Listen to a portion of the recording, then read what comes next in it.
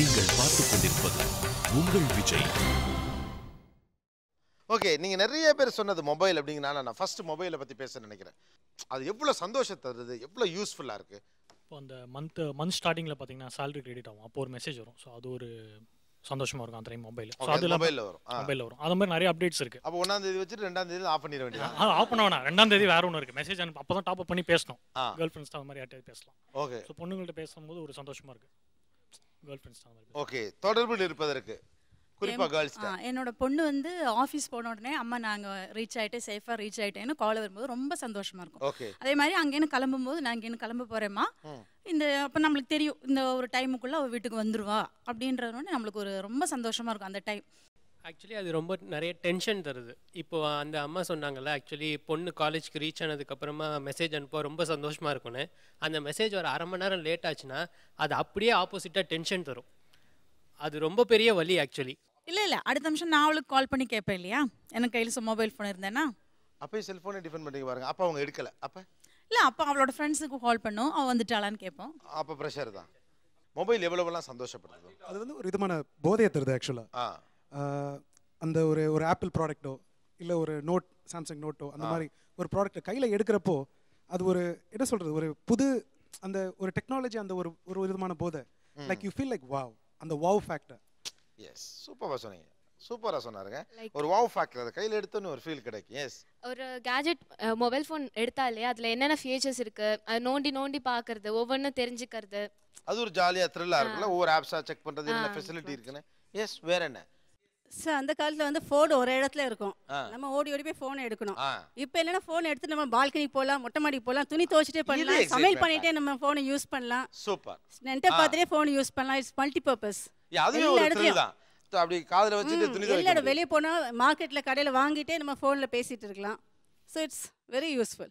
இப்போதைய சூழ்நிலையில் if you don't have a cellphone, உங்களை சுற்றி இருக்கிறவங்க உங்களை அத்தனை பேரும் உங்களை ஒதுக்கி வச்சு பார்க்குற மாதிரியான ஒரு ஃபீலிங் இருக்கும். சாச்சா, உண்மையாக சொல்கிறேன், செல்ஃபோன் இல்லாத ஆளுக்கு தான் இப்போ கூடுதல் ஸ்டேட்டஸ். இல்லை, இப்போ அதுதான் உண்மையாக கூடுதல் ஸ்டேட்டஸ். இல்லை, ஐ டோன்ட் ஹேவ் அ செல்ஃபோனுங்கிறதே எனக்கு ஸ்டைல் ஸ்டேட்மெண்ட் சார். நான் செல்ஃபோனே வச்சுக்கிறேன், நீங்கள் செல்ஃபோன் வச்சுக்கல என்ன சார் இந்த காலத்தில்? இல்லை, I don't need a cellphone man. Okay, வேற என்ன? ஒரு நல்ல மொபைல் வச்சிருக்கிறது வந்து என்னவோ நம்ம ஒரு ஸ்டேட்டஸோ ஏதோ இன்க்ரீஸ் ஆன மாதிரி இருக்கும். செல்ஃபோன்றது it is turning out to be a vulgar display of wealth. இப்போ எப்படின்னா ஒரு vulgar display of wealth என்னது? vulgar display of wealth னா இப்போ ஒரு இந்த மாதிரி you can't afford that cell phone, particular cell phone.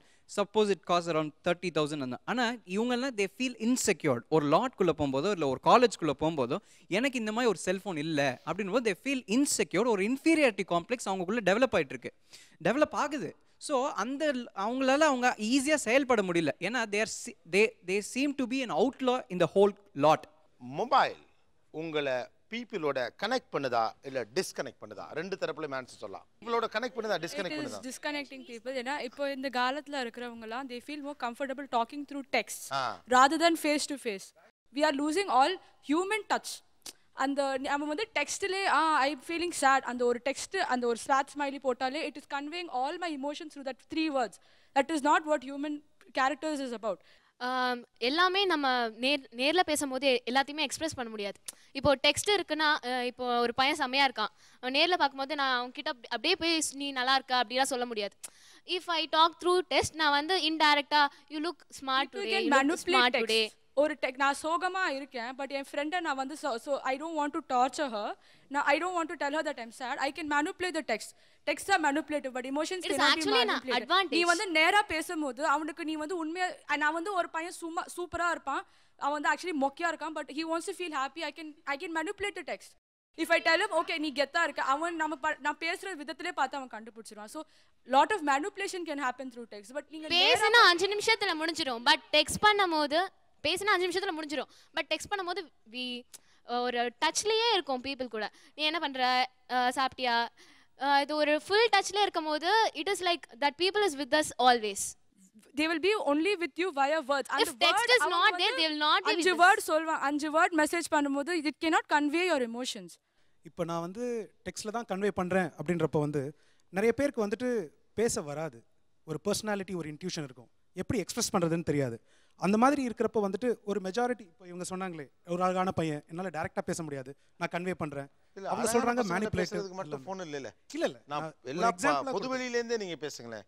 Sorry எடுத்துக்கங்களேன். இப்போ நீங்க சாரியை நேர்ல சொல்றதுக்கும் டெக்ஸ்ட் பண்றதுக்கும் வித்தியாசம் இருக்கு தானே? சம் ஃபீல் அவங்களோட பிரஸ்டீஜ்னா விட்டு பண்றதுக்காக நான் சொல்லலாமா? பட் உண்மையாவே நீங்க யோசிச்சு பாத்தீங்கன்னா ஒரு பையன் நீங்க உங்க டோன் உங்க ஏரியா ஆஃப்குள்ளே வருவோம் நீங்க பேசிட்டு இருக்க விஷயத்துக்குள்ளே உன்னை எனக்கு பிடிச்சிருக்கு ஐ லவ் யூன்னு ஒரு பையன் சொல்றதுக்கும் அதை டெக்ஸ்ட் பண்றதுக்கும் வித்தியாசம் இருக்கா இல்லையா? இல்ல இது ஆக்சுவலி எனக்கு ரிப்ளை பண்றதுக்கு வந்து கொஞ்சம் ஈஸியா இருக்கும். பிகாஸ் நேர்லயே சொன்னா எப்படி ரியாக்ட் பண்ணுவது தெரியாது. இப்போ எஸ்எம்எஸ்னா எனக்கு பிடிக்கலன்னா நான் அப்படியே ரிப்ளை பண்ணாம விட்டுருவேன். சரி பிடிச்சிருந்துச்சுன்னா ஸ்மைலி போட்டேன். பட் அவங்க சொல்றதுல ஒரு பாயிண்ட் இருக்கு. ஏன்னா ஒரு பெண்ணுக்கான தயக்கத்தை அது பூர்த்தி பண்ணுது. ஏன்னா சில நேரங்களில் பேசுவது முடியாது, எல்லா நேரத்திலும் பேச முடியாதுலமா. அது இல்ல இதே வந்து நாங்களே வந்து சொல்வோம் பிரேக்கப் வயா டெக்ஸ்ட்னு சொல்லி இருக்குது. அது எவ்வளவு ஒரு அசிங்கம். பிரேக்கப் வயா டெக்ஸ்ட் நேருக்கு நேரம் பார்க்க முடியாத ஒரு காரணத்தால I'm breaking up via text. அது எவ்வளோ ஒரு ஸ்டூபிடிட்டியா இருக்கு. You like the person, you go out with the person, எல்லாம் முடிச்சுட்டு அதுக்கப்புறம் you breaking up with the person through text. அவ்வளோ feelings put through I am breaking up with you. ஒரு 4-5 வேர்ட்ல compile your entire emotions, your entire. Sir இந்த point தான் நானும் சொல்கிறேன். அதாவது இப்போ டெக்ஸ்ட் பண்ணுறது நம்மளை யோசிக்க வைக்குது, சிந்திக்கிறதுக்கு நேரம் கொடுக்குது. அதனால் ஒரு போலித்தனம் கூட உருவாகலாம். இப்போ நான் நேரடியாக பேசுகிறேன்னா அதை என்னை வந்து ஒரு கேப் நான் விட முடியாது, நான் தொடர்ந்து நான் பேசிட்டு தான் இருக்கணும். அப்படிங்கிற போது என்னை ஒரு போலித்தனத்தில் அதை கொண்டு வந்து விடாது. பொய்த்தனம் இல்லை சார், நம்மளோட எண்ண ஓட்டங்கள் தப்பா அவங்க ஃபீல் பண்ணக்கூடாதுன்றதுக்கு ஒரு என்ன சொல்றது ஒரு ப்ரிப்பரேஷன், அவ்வளவு சின்ன ப்ரிப்பரேஷன். நம்ம எண்ண ஓட்டங்களை அவங்க தப்பா கன்சிடர் பண்ணிக்கூடாது. நான் என்ன பேசணும் அதை கரெக்டாக அங்கே போய் டெலிவர் ஆனோன்னு நினைக்கிற போது we just prepare and start texting. Okay, ஆனால் it's a valid point you raised. ஆனால் இது தாண்டி இதுக்குள்ள ஒரு இளைஞர் உலகம் இந்த செல்ஃபோனுக்குள்ள பயங்கரமாக ஓடிட்டு இருக்குல்ல. எஸ், பிரேக்கப் த்ரூ டெக்ஸ்ட்லாம் நிறைய விஷயம்லாம் புதுசாக சொல்கிறாங்க. அப்புறம் செல்ஃபோனால் என்ன நடக்கு, என்ன பிரச்சனை வருது? டிஸ்கனெக்ட் பண்ணுது சார். அதாவது நான் ஸ்கூல் படிச்சுட்டு இருக்கும்போது 5 இயர்ஸ் அப்படின்னா எனக்கு பர்த்டேனா வந்து என் ஃப்ரெண்ட்ஸ் எல்லாம் வீட்டுக்கு கிளம்பி வந்துடுவாங்க. கேக் வாங்கிட்டு வீட்டுக்கு வந்துடுவாங்க. வீட்டுக்கு வந்து விஷ் பண்ணிட்டு வீட்டில் உட்காந்து அட்லீஸ்ட் ஒரு 2 hours அரட்டை அடிச்சுட்டு போவாங்க. இந்த வருஷம் பர்த்டே வந்தது, என் ஃப்ரெண்டு எனக்கு அங்கேருந்து ஒரு மெசேஜ் அனுப்புறா, ஹாப்பி பர்த்டேன்னு போட்டு ஒரு ஸ்மைலி. அவள் உண்மையாக சந்தோஷமா விஷ் பண்ணுறாளா, உண்மையாக விஷ் பண்ணணும்னு நினச்சி விஷ் பண்ணுறாளா, சும்மா கடமையாக அனுப்புறா. அதுலேயும் ஒரு 10 ஃப்ரெண்ட்ஸ் அதையும் அனுப்பலை. ஃப்ரெண்ட்ஸ் ரொம்ப டிஸ்கனெக்ட் பண்ணுது. அதோட என் வாலில் போய் ஹாப்பி பர்த்டே எழுந்தா முடிஞ்சிருச்சு. என் பர்த்டே விஷ் பண்ணிட்டா நானும் அண்டர்ஸ்டாண்ட் பண்ணிக்கணும், அவளும் அண்டர்ஸ்டாண்ட் பண்ணிக்கணும். ஓகே, தூரத்துக்கு கொண்டு போதுங்க. நீங்கள் பின்னால் கொண்டு கொடுங்க, அவங்கள்ட்ட கொடுங்க. Actually they get lost into it. பேச ஆரம்பிச்சாங்கன்னா எதுக்கு பேச ஆரம்பிச்சோன்ற டாப்பிக்கே விட்டுட்டு எங்கெங்கேயோ போய் எங்கெங்கேயோ தொட்டு பக்கத்தில் இருக்கவங்க வீட்டு குழந்தை என்ன பண்ணுது, ஒய்ஃப் என்ன பண்ணுறாங்க, எவ்ரி ஒன் 2 பேர் ஸ்பவுஸ் என்ன பண்ணுறாங்கன்னு விட்டுரும். ஓகே, இங்கே இருக்கவங்க எல்லாருமே கேட்ஜெட்ஸ் தொந்தரவு பண்ணுது அப்படின்னு சொல்றீங்க. இந்த செல்ஃபோனின் பிடியில் நீங்கள் எப்படி மாட்டிக்கொண்டதாக நினைக்கிறீர்கள்? Memory loss. Memory loss. இன்னும் ஒன்று, கேஸ் புக் பண்ணணும்னா முன்னெல்லாம் நம்ம நேராக போய் கொடுத்து புக் பண்ணியிருந்தோம். இப்போ வந்து எஸ்எம்எஸ் பண்ணணும் அப்படின்ற மாதிரி வந்துடுது. நான் இது நிஜமாவே நான் பாதிக்கப்பட்டேன் சார். எனக்கு எஸ்எம்எஸ்லாம் பண்ண தெரியாது. ஓகே, முதல்ல ரிலேஷன் கிட்ட கேட்டேன், இதோ வரேன் அதோ வரேன்னு 10 நாள் கழிச்சு பண்ணி கொடுத்தான். இப்பயே நான் ஒவ்வொன்றுத்துக்கும் மாதம் போயிட்டு இருந்தேன்னா எனக்கு வந்து என்ன பண்ணுறது, இந்த இவங்களுக்கு ஒன்றுமே தெரிலன்ற மாதிரியான ஒரு எய்ம் உருவாயிடும் ஒன்று. அது மட்டும் இல்லாமல் இனிமேல் எல்லாமே நெட்டில் தான் வரப்போகிறது, பேங்க் பேலன்ஸ்லேருந்து ஆரம்பிச்சுன்ட்டு அப்படிலாம் பார்க்க போனால் நாங்கள்லாம் பழங்காலம் மாதிரி வீட்டுக்குள்ளேயே அடைய வேண்டியது தான். அக்சஸ் பண்ண முடியாது, எல்லாம் இருந்தும் நமக்கு அதை பற்றி பெருசாக தெரியாது, ஒன்றுமே பண்ண முடியாது. மெமரி லாஸ்னு ஒரு விஷயம் சொன்னீங்களா? அது மெமரி லாஸ்ன்றது மீனெல்லாம் எது ஒன்றா இருந்தாலும் ஞாபகத்தில் இருக்கும் சார். இப்போ ஃபோன் நம்பர் ஆகட்டும், டேட்டு சார். முன்னெல்லாம் இப்போ மொபைல் என்ன அமைக்கிட்டு தேதியை பார்த்துக்கிட்டு தான், கிழமை பார்த்துக்கிட்டு தான். முன்னெல்லாம் கேலண்டர் கிட்ட போவோம், நம்ம கண்ணு இன்னும் கூட மாதிரி தான் சார் இருக்கும். எஸ், இது மாதிரி தான் ஒவ்வொருத்தரும் எந்த வகையில் செல்போனின் பிடியில் சிக்கி இருக்கிறீர்கள். நிறைய பேர் மொபைல் கால்குலேட்டர் யூஸ் பண்ணுறாங்க. ஒரு இன்ஜினியர் கையில இருந்து அந்த கால்குலேட்டர் பிடுங்கிட்டீங்கன்னா அவனுக்கு மேக்ஸே வராது சார். இப்போ இருக்கிற ஸ்டேட்டஸ் அப்படி தான் இருக்கு, மேக்ஸே வராது. நான் 4 இயர்ஸ் இன்ஜினியர் படிச்சு இப்போ ரீசெண்ட் ஒரு எக்ஸாம் அட்டன் பண்ணேன். ஒரு 5 டிஜிட் நம்பரை 3 டிஜிட் நம்பரை டிவைட் பண்ண சொன்னாங்க. எனக்கு என்ன சொல்றது, என்ன பண்றதுன்னு தெரியல. கிளாஸ்னா மொபைலில் வச்சு கால்குலேட்டரில் போட்டுருவேன். இப்போ எனக்கு என்ன பண்ணுறதுன்னு தெரியல. அந்த அளவுக்கு வந்து ஒரு ஸ்டூபிடிட்டியாக கொண்டு போயிருக்கு. நீங்கள் இந்த செல்போனின் பிடியில் எப்படி சிக்கி இருக்கிறீர்கள்? பர்சனல் ஸ்பேஸ் வந்து போயிடுது சார். பாதி டைம் வந்து ஃபோன் எடுத்துக்குது. எப்பயுமே அந்த ஃபோன் பீப் ஆயிடுச்சா, ஒரு சார்ஜில் போட்டு ஒரு 5 மினிட்ஸ் அந்த பக்கம் நகர்ந்தா கூட ஃபோன் பீப் ஆச்சான்னு போய் பார்க்குறது. இன்னொன்று, ஃபேமிலிக்குள்ளார கம்யூனிகேஷனே இல்லை. நான் வீட்டுக்குள்ளே நுழைஞ்சேன்னா என்னோட இன்ஸ்டியூஷனில் வந்து நான் ஃபோன் எடுத்துகிட்டு போகக்கூடாது. வீட்டுக்குள்ளே நுழைஞ்சோடனே ஃபஸ்ட்டு ஃபோனை தேடுவேன். கையில் தேடி எடுத்தேன்னா அதை பார்த்துட்டு உட்காந்துட்டே இருப்பேன். எங்கள் அம்மா பேசினாங்கன்னா என் காதில் விழாது. ஃபோனை பார்த்து சிரிப்பேன், ஃபோனை பார்த்து எல்லா ரியாக்ஷன் ஃபோனை பார்த்து கொடுப்பேன். சாப்பாடு கொடுத்தாங்கன்னா அப்படியே வாங்கி அப்படியே சாப்பிட்டு அப்படியே எழுந்திரிச்சு போய் கை கழுவிட்டு அம்மா கிட்ட சுத்தமாக கம்யூனிகேட் பண்ண மாட்டேன். இது முன்னாடி காலேஜ் போன புதுசில் எனக்கு ஃப்ரெண்ட்ஸ் கிடையாது. அப்போ எப்படின்னா வீட்டுக்குள்ளே நுழைஞ்சோடனே அம்மா கிட்ட பேசுவேன், பெட்டு ஓடி வரும், அதுக்கிட்ட விளையாடும். எனக்கு பெட்டு ஃபேஸ் வந்து ஒரு 1 வீக் மறந்தே போச்சு. அந்தளவுக்கு ஃபோனே பார்த்துட்டு இருந்தேன். ஒரு பாயிண்ட் ஆஃப் டைம் மேலே என்னோட பர்சனல் ஸ்பேஸ் அதிகமாக என் ஃபோன் எடுத்துக்குதோ. இது இப்போ நீங்கள் இது வேண்டாம், அவாய்ட் பண்ணிடலாம், நெக்ஸ்ட் இயர்லேருந்து வேண்டாம்னாலும் இது செயின் ரியாக்ஷன் மாதிரி டெய்லி நெக்ஸ்ட் டேவும் வந்து மறுபடியும் ஃப்ரெண்ட் மெசேஜ் அனுப்புவாங்க. ஒரு 1 hour லேட் ஆயிடுச்சுன்னா என்னடி மெசேஜ் பண்ணல, என்னாச்சு, பிஸியாக இருக்கிறியா, மறந்து போயிட்டியான்னு மெசேஜ் பண்ணுவாங்க.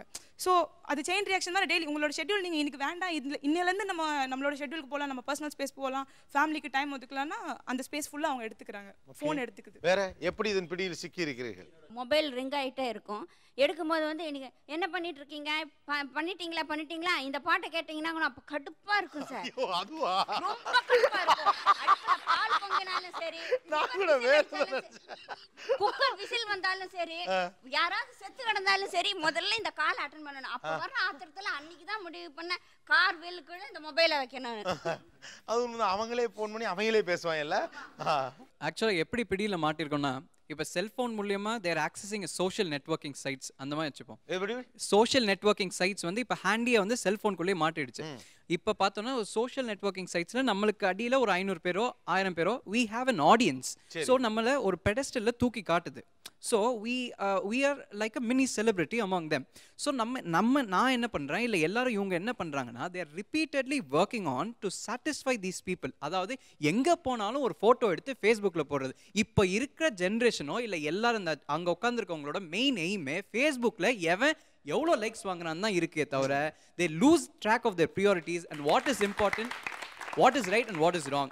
ஓகே, கீழே இவங்ககிட்ட கொடுங்க. கீழே எஸ், நான் ரியாலிட்டியே மறந்துடுறேன் சார்.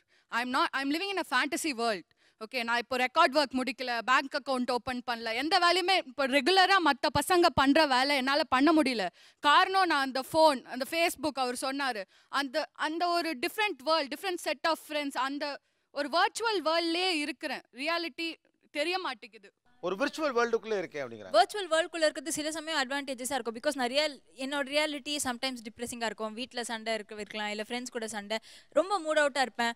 அப்போ போய் ஃபேஸ்புக் நான் ஓப்பன் பண்ணி ஃப்ரெண்ட்ஸ் கூட சேட் பண்ணுறதோ, இல்லை ஏதாச்சும் ஃபோட்டோஸ் ஷேர் பண்ணுறது, இல்லை வேறு ஏதாச்சும் போஸ்ட்டில் ஷேர் பண்ணுறது, அதில் நிறைய ஜோக்ஸு சம்திங், அதாவது டிஃப்ரெண்ட் பேஜஸில் போஸ்ட் பண்ணுற ஜோக்ஸ் அதெல்லாம் வரும். அது படிக்கிறப்போ ஒரு தனி சந்தோஷம் வரும், ஒரு ரிலாக்ஸேஷன் மாதிரி இருக்கும். என்னோட ரியாலிட்டியில் இருக்கிற பிரச்சனையிலேருந்து நான் கொஞ்ச நேரம் அட்லீஸ்ட் ஒரு for a particular period of time I come out of it and I live in a virtual world or happy world. But sir, it's not for a period of time. After some time, it's like I'm lost in that world. I'm not able to come to the reality. It's not like that. Neenga, if you have your self control, it's not like that. Neenga vandu unga வேலைய பேருக்கு இருக்காது. We are in teenage. ஒரு நான் இப்போ என்னால ஒரு record work வரைக்கும் முடிக்க முடியலனா, imagine my state. Okay, I am getting addicted. Okay, what answer will you give to a person who is addicted to a mobile phone? Have a balance of both worlds. உனக்கு தெரியணும் எனக்கு நாளைக்கு இந்த வேலை இருக்கு. philosopher நார்மலா அப்படி கிடையாது. an average Indian spending 4 hours in internet and phone. யதார்த்தம்னு ஒன்னு இருக்கு, ஆர்குமெண்ட்ங்கிறது வேற. நம்ம எல்லாரும் human being. Yes, we do spend 4 hours. சில விஷயங்கள் நம்மள வந்து உள்ள இழுக்கும். அந்த ஏஜ்ல உள்ள போன ஒரு கமெண்ட், நல்ல கமெண்ட் வருது, immediately you have to answer for that. இல்ல நீங்க டப்புன்னு மூட்டு போய்டுவீங்களா? சார், அந்த மாதிரி யாராவது கமெண்ட் அடிக்கும்போது you feel like a star. ஒரு 4 பேர் ஒரு 10 பேர் உன்னை பார்க்கறாங்க, உன்னை லைக் பண்றாங்க. அதான் நல்ல விஷயம். It's a good feeling. ஆனா அந்த ஸ்டார் வேர்ல்ட்லயே வாழ்ந்துட்டு இருக்கீங்க, ரெக்கார்ட் எழுத முடியலங்கறாங்க. அதான் ப்ராப்ளமே இப்போ. Consciously வேற. I'm conscious that I'm in that world and I haven't done my record, but still I want to stay there. Okay, I still want to get more likes, or I want to publicize what I'm doing. இப்போ நான் ஒரு restaurant போறேன்னா உங்க சொல்ற மாதிரி எனக்கு publicise பண்ணனும்னு ஆசை வருது. என்னால எப்படி வெளியில வரதுன்னு எனக்கு அது பிடிக்கல. எனக்கு தெரியுது I don't want to be in that world. எப்படி வெளியில வரது? அது இல்லைன்னா நல்லா இருக்குமே, யாருமே யூஸ் பண்ணலன்னா ரொம்ப நல்லா இருக்குமே. அடிக்ஷன்றது இட்ஸ் நார்மல் திங், எல்லாருக்குமே இருக்கிறது தான். பட் ஆனால் செல்ஃப் கண்ட்ரோல் கண்டிப்பாக எல்லாருக்குமே இருக்கணும். பட் அதுலேருந்து மீளலாமே, ஈஸியாக மீளலாமே. அதுலேருந்து எதுக்கு ப்ரையாரிட்டைஸ் பண்ணலாம்ல எல்லாத்தையும்? எப்படி? ஜஸ்ட் நான் வந்து 2009லேருந்து நான் ஃபேஸ்புக்கில் இருக்கிறேன். இங்கே இருக்கிற எல்லா யங்ஸ்டர்ஸ்க்குமே நான் சொல்கிறேன், நீங்கள் 4 வருஷம் ஃபேஸ்புக்கில் இருந்தீங்கன்னா உங்களுக்கு நிறைய நியூஸ் ஃபீட்ஸ் இருக்கும், அந்த மாதிரி நிறையா இருக்கும், நிறையா வேலை இருக்கும். நீங்கள் சொல்கிற மாதிரி ஃபேஸ்புக்கில் போனீங்கன்னா வெளியே வந்து செம்ம டைம் ஆகும். ஆனால் என்னன்னா ஃபேஸ்புக்கே உங்களை வெளியே கொண்டு வரும். எப்படின்னா ஒரு காலகட்டத்தில் ஒரு 5-10 மினிட்ஸ்க்கு அப்புறம் நியூஸ் ஃபீட்டில் புதுசாக எதுவும் வராது, நோட்டிஃபிகேஷன்ஸ் வராது. அப்போ நீங்கள் பண்ணுறது எதுவுமே இருக்காது ஃபேஸ்புக்கில். அந்த டைமில் நீங்கள் வெளியே வந்துடுவீங்க. That is the point. That is the kick சொல்ல போனால். அந்த பாயிண்ட் நீங்கள் வெளியே வந்துட்டீங்கன்னா உங்களுக்கு எதுவும் இல்லை சார். நானும் 4 வருஷமாக தான் சார் இருக்கேன். ஆனால் என்ன ஆகுதுன்னா எனக்கு நியூஸ் ஃபீட் வந்துக்கிட்டே தான் இருக்குது, ஃப்ரெண்ட் ரிக்வெஸ்ட் இன்க்ரீஸ் ஆகிட்டே தான் இருக்குது. இன்னொரு விஷயம் என்னென்னா வரலன்னா கூட ஐயோ வருமோ அப்படின்னு சொல்லிட்டு அப்பப்போ போயிட்டு பார்த்துட்டு வர அந்த ஒரு ஆங்ஸைட்டி வருது சார். அது எப்படி ரிமூவ் பண்ணுறது? நானும் I am going through this and I am conscious about it and I am trying to come out of it.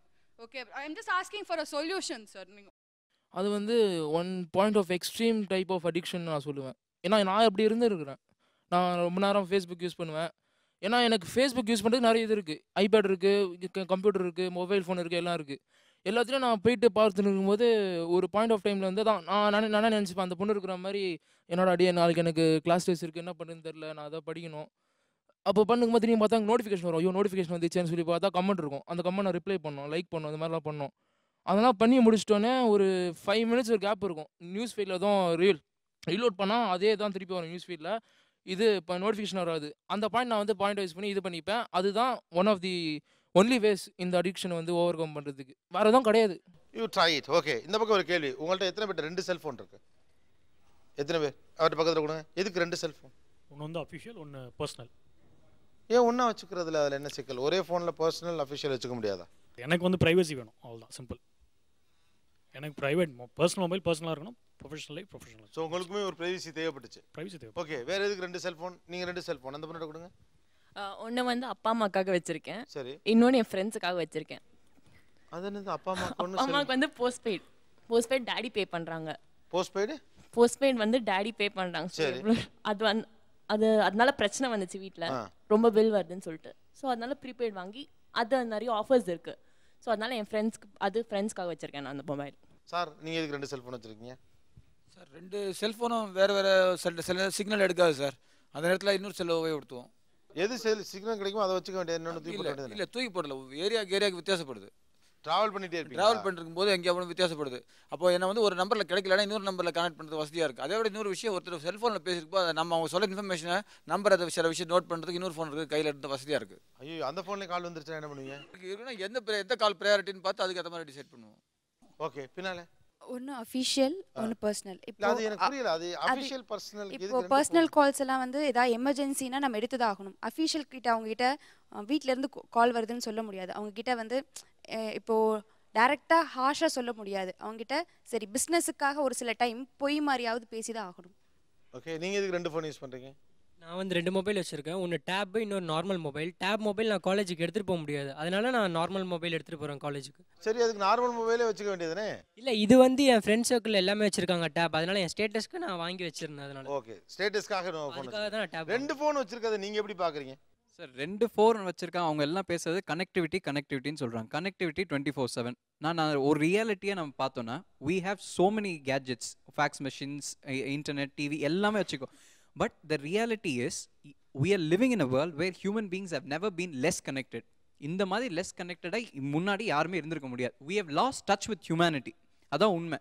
நம்ம வந்து என்னென்னா அந்த கேட்ஜெட்ஸ்குள்ளேயே மூழ்கிடுறோமே தவிர நம்ம அந்த அவங்க சொன்ன மாதிரி பேச்சுவார்த்தைன்றதே இல்லை.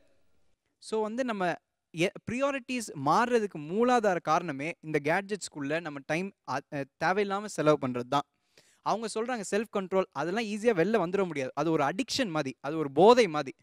நம்ம கீழே நம்மளை 4 பேர் கேட்குறோம் அப்படின்னோன்னா we are hell bent on satisfying the needs of others.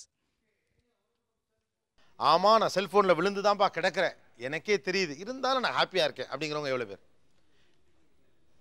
நான் சொல்கிறது புரியுதா உங்களுக்கு? நான் செல்ஃபோனில் விழுந்து கிடக்கிறேன், அது சில நேரத்தில் என் வேலையை கிடக்குது, அதெல்லாம் தெரியுது, இருந்தாலும் மேம் ஹாப்பி ஆகணும் அப்படிங்கிறவங்க யார் யார்? ஓகே, இவற்றை கொடுங்க. அப்போ அந்த மகிழ்ச்சியை சொல்லுங்கள். அது நேரத்தை கெடுக்கிறது, அதெல்லாம் ஒரு பக்கம்பா. ஆனாலும் கூட I love it because what? Because it's like I mean everybody lives in a fantasy world. இப்போ ஒரு படம் ரிலீஸ் ஆகுது, ஒரு ஃபேண்டசி மூவி நம்ம போய் பார்க்குறோம், வாவ் அப்படின்ற மாதிரி. அந்த வேர்ல்டுக்குள்ளேயே நான் பார்ட்டாக இருக்கிறப்போ I will also feel like okay, எனக்கு ஒரு ஆடியன்ஸ் இருக்குது. I want to propaganda the message that I am saying. And அது நான் என்ன சொல்லணும்னு நினைக்கிறேனோ சொல்கிறேன், யாரையும் அஃபெண்ட் பண்ணுறனோ இல்லையோ, but I can be what I ஆம். நேரில் நான் சில நேரத்தில் வந்து ஒருத்தர்கிட்ட எக்ஸ்பிரஸ் பண்ணுறப்போ அந்த மாதிரி இருக்க முடியாது. என்னோட சோஷியல் இதுக்காகவும் மற்ற இதையும் மீன் பண்ணிவிட்டு நான் வந்துட்டு கொஞ்சம் என்னோட கண்ட்ரோல் அக்ரெஷனும் இதுவும் பண்ணலாம். Whereas in my fantasy world I can be what I ஆம். I can quickly express அந்த மாதிரி. இந்த பொது வெளியில இருக்கக்கூடிய நெருக்கடிகள் அதுக்குள்ள இல்ல. ஆமா, ஒரு ஜாலியா ரிலாக்ஸ்டா you will feel yourself king. Yes. ஒரு 20 லைக் வந்ததுனா அதுக்கு ஒரு ஹாப்பினஸ் கிடைக்கும். அவ்வளவுதான். I am the king of the world. அவ்வளவுதான்.